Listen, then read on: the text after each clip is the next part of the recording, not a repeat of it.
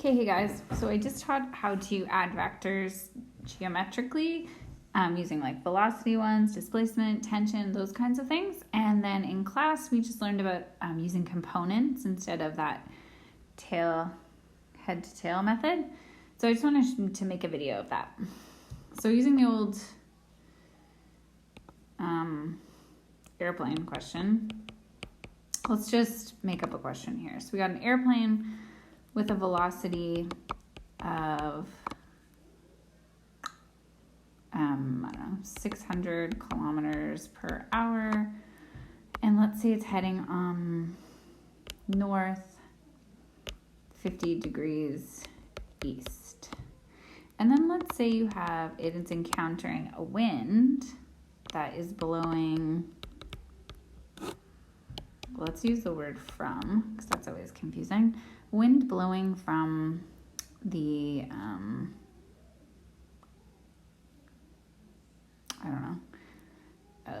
southeast at 100 kilometers per hour. So let's try to determine the ground velocity of the airplane. So we're going to add these two vectors together. So you know how normally when we did it geometrically, we were sketching it out kind of like this. So I'm going to do the airplane in red and the wind in blue. Okay, so we got the airplane going north 50 degrees east. So we're going to say that looks like this. 50 degrees would be here, and that's 600 meters. And you know what? It's nice to try to draw the lengths kind of proportional to what they are. So if that's like 600 units long, then what would the wind look like if it was only 100? Like 1/6 of the length. Okay, so then it says we have a wind blowing from the southeast. So that would be this direction, but it's blowing from the southeast, which means it's coming from this direction and it's going this way. So, and then we know if it's exactly southeast, it's going to be at a 45-degree angle. So that wind would actually be blowing northwest. It's like an opposite vector. Okay, so there we go. So we've got the airplane going at 600, and we've got the wind as 100 kilometers per hour, which gives us a resultant vector of this guy. Okay, so we're going to need to figure out some angles here.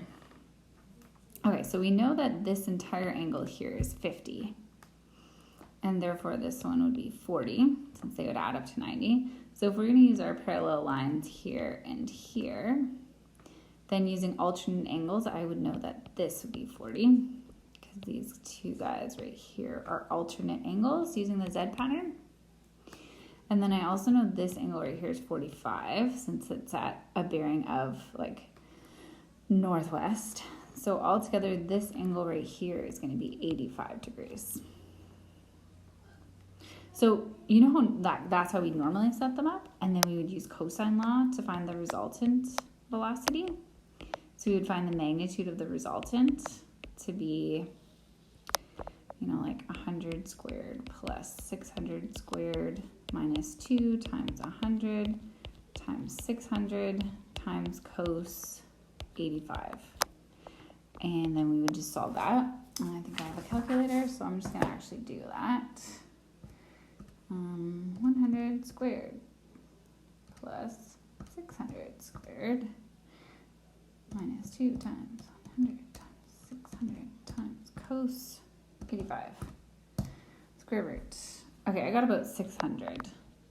Whoa, that's weird, isn't it? It stays the same. Odd.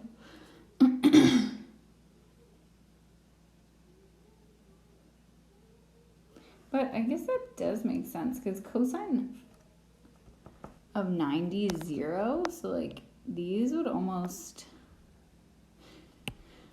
be doing nothing. Okay, cool. So anyways, that's how we normally do it. And then we try to find this angle here using sine law. So that still works. But if you kind of don't like setting up this diagram here, you can do what's called adding using components.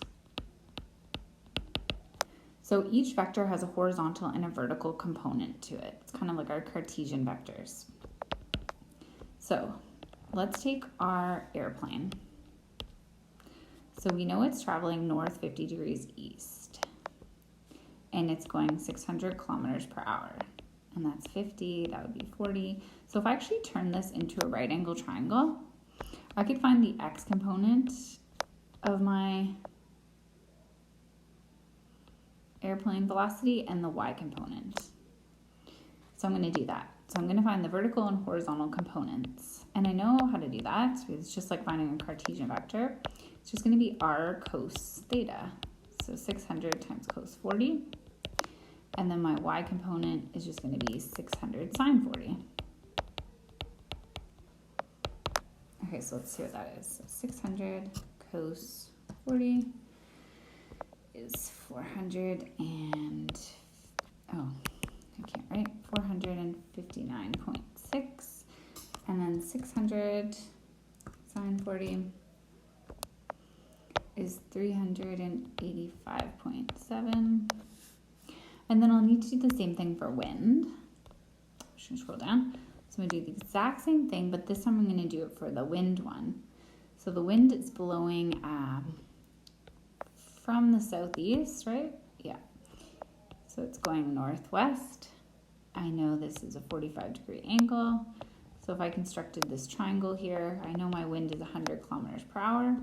And if I want the x component of the wind and the y component, I can just set up this triangle. Now, I was saying in class, if you use this principal angle from the positive x-axis to that, so if you use the angle of 135, then you'll get, it's just, you don't have to think about what's negative and what's positive, but no big deal. So you can do it the same way. You can say r cos theta, and you can feel free to use 45, or you can use this principal angle of 135. If you're going to use cos 45, this related angle, you have to know that in this quadrant, this value is going to be negative. So when you calculate 100 times cos 45, you get 70.7. You have to know that that needs to be a negative value. If you actually punched in 100 times cos 135, you would get negative 70.7. So using this principal angle, it automatically does the work for you. So if you always use the angle between the positive x-axis and this like terminal arm, you'll always get the right value. But anyways, you can also just think about it like this should be positive and this should be negative according to this quadrant in my graph. And we all know that. So let me do 100 sine 45, which you could totally use special triangles for this, but I am not. Oh my gosh. And it's obviously the same thing. So 70.7. Okay, so then to actually add our vectors together, turns out you can add algebraic vectors by just adding each component. So if I want to figure out the velocity of this airplane, I'll just add the x components. So 459.6 plus, I guess it will be negative, plus negative 70.7. And then 385.7 plus 70.7. And that will give me 459.6 minus 70.7. That will give me 388.9. And then 385.7 plus 70.7 will give me 456.4. So that, just to give you a visual, is like over 388 up 450 is the velocity vector for my airplane with velocities relative to the ground. So if I wanted to figure out the magnitude, which is what I got when I did this, I got the magnitude of this vector. Remember, to get the magnitude of a Cartesian vector, you have to do Pythagorean theorem. So we do 388.9 squared plus 456.4 squared, and I get, hopefully, 600 plus 456 4 squared equals square root. Yeah, I got 600, 599.6. And then all I have to do is find this angle, because I know this side is 388.9 and I know this side is 456.4. So I can just use tan 456.4 over 388.9 to find theta. So 456.4 over 388.9, and I get 50 degrees. What the heck? That's crazy, because that's 50 degrees.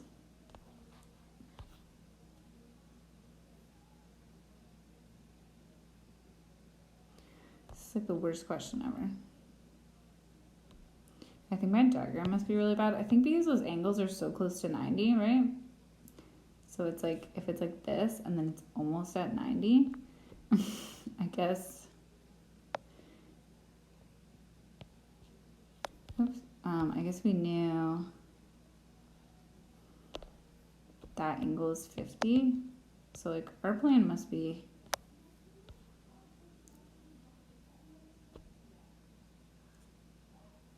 oh no, my bad. Sorry, I'm an idiot. So this angle is 50. So we know our plane is going 600 kilometers per hour and then east 50 degrees north. Because according to this, it's like east north. So east 50 degrees north, or we could say north 40 degrees east. So what was our airplane doing? North 50 east. Now it's doing north 40 east, so the wind pushed it over a little bit. Okay. Cool, so that's how you split it up into components. Even though it was like a weird question, that's how you can use components. So it's just like, instead of setting up, finding airplane, then the wind, then the resultant one, and then kind of figuring out this angle, and then using sine or cosine law and sine law to find the angle. It's I don't know, I guess a little easier to set up, because every single one of yours is going to be a right angle triangle, and you're just finding the x and y components. So you just do the airplane one, then you just do the wind one, and then you add up your component, your x and y's, and then you find the magnitude. So that's just another way to solve adding geometric vectors.